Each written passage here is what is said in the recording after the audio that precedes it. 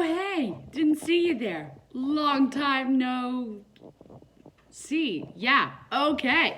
So, we are on the third branch of the Constitution, also known as the Judicial Branch, also known as the Supreme Court. Also, yeah, that's it. Okay. So, what are we going to learn today? Hi. Well, today I'm going to go through this PowerPoint. You're going to take notes. If you miss anything, then go back and take notes on this PowerPoint, which is on your classroom page. Quite simple. So, easy day for you. Fun day for me because I get to make a video and then I get to watch it, and it's super awkward watching myself. And then I get to upload it to YouTube, where I have 11 subscribers. I don't even know what that means, but I know I have them. So be jealous, get on my level, you know, the Judicial Branch. All right, so the first part about the Judicial Branch is it is located in Article 3 of the U.S. Constitution, meaning it is the third article out of 7 articles, but it's the third branch out of 3 branches. Next thing, it outlines outlines the organization of the U.S. Supreme Court. So, the only court mentioned in Article 3, also known as the Judicial Branch, is the Supreme Court. No other court is in this article because, pause for dramatic effect, because if you remember from the powers of Congress, all courts belong to the legislative branch except the Judicial Branch, which is the Supreme Court. So, there's only one court in Article 3, and that is the Supreme one. All right, next, they interpret the laws. So think of other words that mean interpret. They say what the law means. They apply the laws to situations that we have, okay? So, if the legislative branch makes the laws, the president, which is the executive branch, executes, enforces, or carries out the laws, and this branch interprets them, says what they mean, and applies them to our everyday lives so that we understand them, because a lot of people can't read or comprehend what the laws say.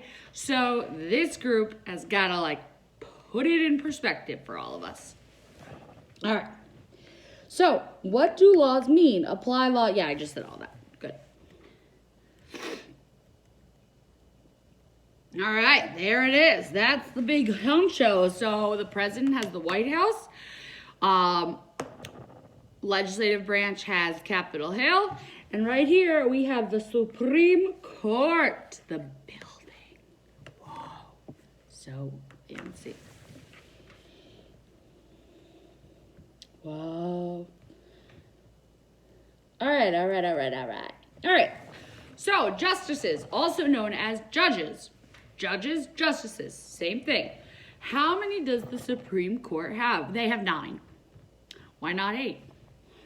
Why not 10? Why would they have an even number? Let's think. They don't, because that doesn't work.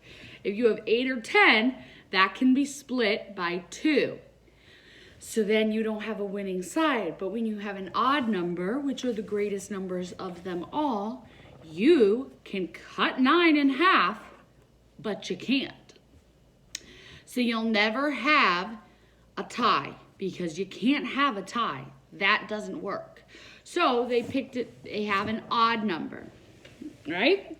So they serve for life. So unless they get impeached, which they can get impeached by Congress, or they just resign, let's say they retire, or something happens to them, they are there for as long as they want.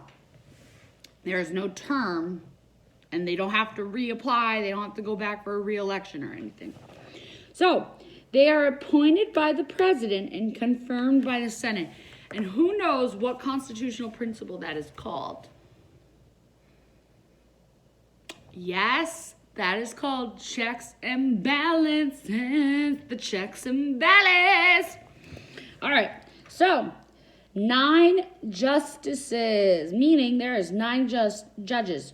So there's one head honcho, because you got to probably have someone who's like overseeing everything. You know how the Senate has the leader of the Senate, which is the vice president of the country. And the House has the Speaker of the House, which is Nancy Pelosi. And then the executive branch has the president. So now the Supreme Court, the Judicial Branch, has the Chief Justice and then 8 associate justices. So they got the team captain and then 8 other players. All right, this might be an old picture. But you can see, yeah, this is an old picture. But the Chief Justice is still the same guy, and his name is Justice John G. Roberts Jr. All right, so there's 9 of them. Let's go a little bit further into what we have. So, their implied power, meaning it's not specifically stated in the Constitution, but it's one of their biggest powers, so it's really strong, and it's also known as a constitutional principle. It is called judicial review. What is judicial review? Well, judicial review allows the courts to look at laws created by the states or the countries or even towns, and they can review it to see if it goes against the Constitution or if it is constitutional. So if it's unconstitutional, bad. Or if it's constitutional, good. All right? So, let's look a little bit deeper into this. Back. So, judicial review is the power to overturn, meaning to say that it is unconstitutional. Any law the court decides is in conflict with the Constitution.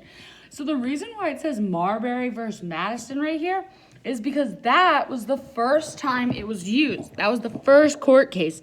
And we're going to learn a little bit about that in a couple of days. But, hello. So, you should know that Marbury versus Madison is the first court case that established judicial review. It is also an implied power of the U.S. Supreme Court.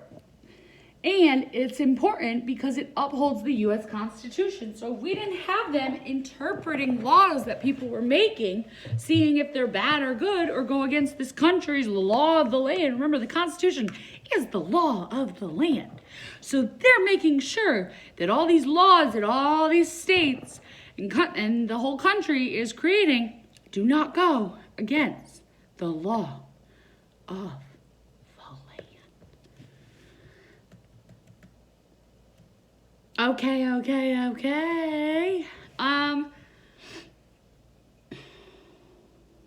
Let's go and do this one. No, you know what? We're going to stop there.